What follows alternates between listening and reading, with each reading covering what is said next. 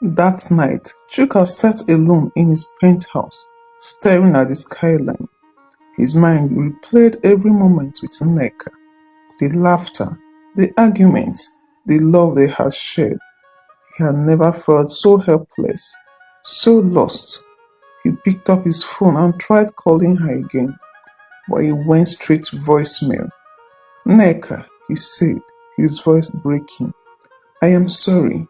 I know I don't deserve another chance, but I love you. Please, just let me prove it to you. He ended the call, knowing deep down that she might never forgive him. Across town, Adora sat with Ifoma. savoring her apparent victory. He finally confronted me, Adora said, with a smirk.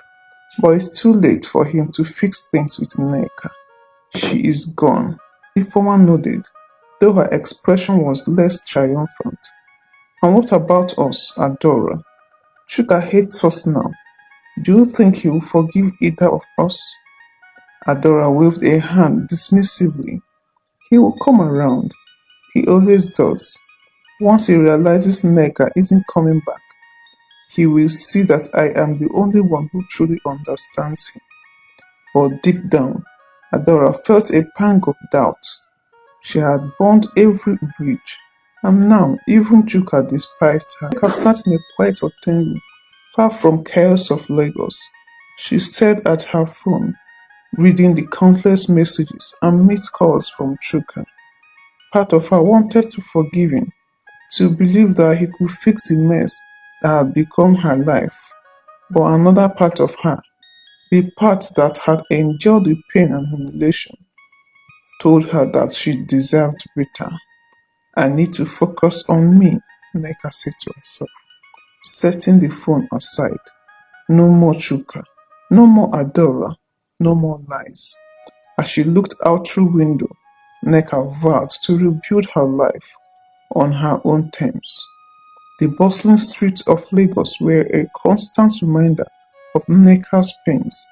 Everywhere she went, whispers followed. Who she once called friends avoided her gaze, and even her workplace had subtly suggested she take some time off. One evening, Nneka sat on her small bed, staring at the packed suitcase in front of her. She had made up her mind. She was leaving Lagos. Returning to her village in Anambra was the only way she could escape the suffocating weight of betrayal and humiliation. I need peace, she whispered to herself, clutching the small gold necklace her late mother had given her. She booked a bus ticket for the next morning and switched off her phone, ignoring Chuka's relentless calls and messages. Chuka was losing his mind. For days, he had tried to reach Nneka, but her phone remained off. When he went to her apartment, her landlord informed him that she had left and didn't say where she was going. Frustrated, Chuka turned to Amaka, Nneka's best friend. Amaka, please, Chuka begged as they sat in a quiet cafe. I know she's mad at me, and she has every right to be, but I need to find her. I need to make things right. Amaka insisted. She had been angry at Chuka for not protecting Nneka, but she could see the sincerity in his eyes. She went to her village, Nneka finally said, Anambra. But Chuka, if you're going there just to hurt her again, don't bother. I'm going there to win her back, Chuka said firmly. Nneka arrived in her village, the familiar sights and smells bringing a bittersweet sense of comfort. Her aunt, who had raised her after her parents passed away, welcomed her warmly. Nneka, my child, her aunt said, pulling her into a tight embrace. What happened? Why are you back so suddenly? I just needed a break, auntie, Nneka replied, forcing a smile. Lagos is too much for me right now. Her aunt didn't press forward, sensing that Nneka needed time to heal. Over the next few days, Nneka began to adjust to the slower pace of village life. She helped her aunt with her small provision shop and reconnected with old friends who knew nothing about the scandal that had chased her away from Lagos. For the first time in weeks, Nneka felt a flicker of peace. Chuka arrived in the village after a grueling 7-hour drive. The moment he stepped out of his car, he attracted attention. His designer suit and sleek car stood out like a sore thumb among the modest surroundings. "Who is this rich man?" an elderly woman muttered as Chuka walked through the dusty streets, asking for directions to Nneka's aunt's house.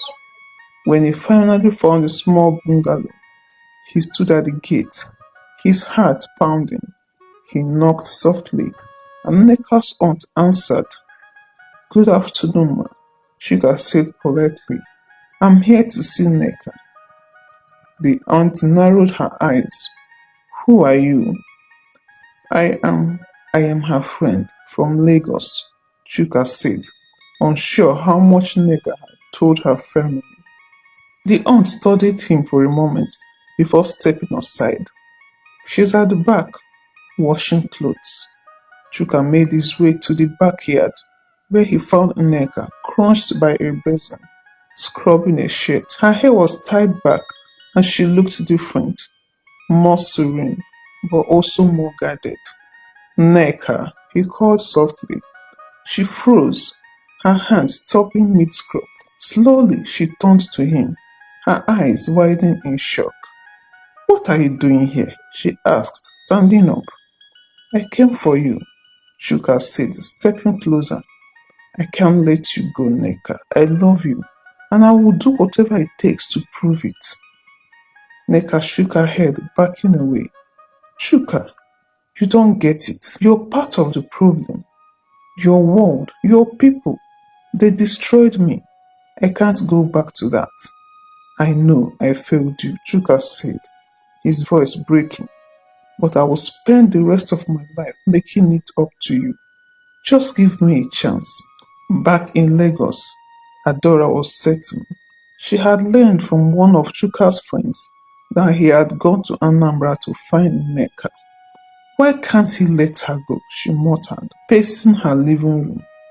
Ifoma, sitting on the couch, sighed. "Chuka is stubborn. You know that. But what are you going to do now?" Adora smirked. "If Nneka thinks she can run away to her village and live happily ever after, she's mistaken. I will make sure Chuka sees her for who she truly is. A nobody trying to climb her way into his world." "What's the plan?" Ifoma asked, her curiosity piqued. Adora picked up her phone. "I have a few connections in Anambra. Let's see how Nneka handles a little more heat." As Chuka and Nneka stood in her aunt's backyard, the tension was palpable. "Chuka, you should leave," Nneka said finally. "You don't belong here, and neither do I belong to your world." "I'm not leaving without you," Chuka said firmly. Before Nneka could respond, her aunt appeared carrying a tray of drinks. "Come inside, you two," she said, with a knowing smile. "You can't sort out your issues standing in the sun." Reluctantly, Nneka followed Chuka inside, where they sat at the dining table.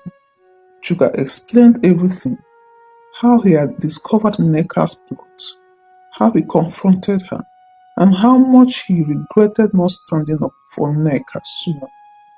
"I know I don't deserve your forgiveness," Chuka said, his voice trembling, "but I am begging you to give me another chance. I will fight for you, Nneka. I will fight for us." Nneka listened in silence,